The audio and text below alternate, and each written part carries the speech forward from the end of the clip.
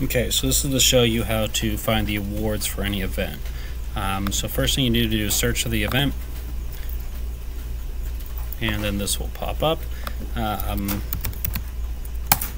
Search for the event one way or another. If you know something in the name, that's the easiest way to find it, but you can search by state or other ways as well. And looks like we have a couple here.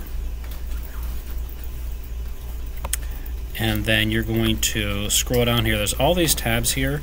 You want to look at awards.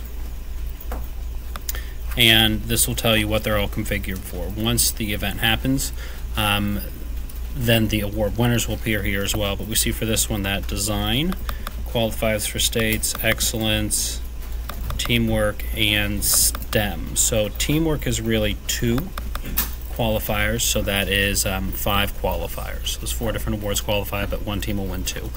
If there are any double qualifiers at the tournament, those will go to the skills list. So this tournament will qualify 5. And let's look at the other one. I don't even know which one I did. I think I did the middle. Let's look at the elementary.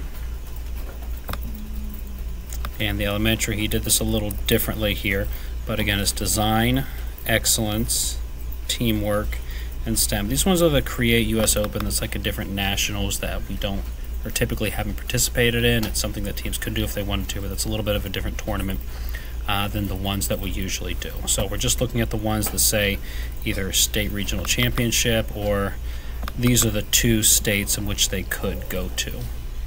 So that's where you look to see which teams are going to go to the state tournament from your tournament, or from whatever tournament you're looking at.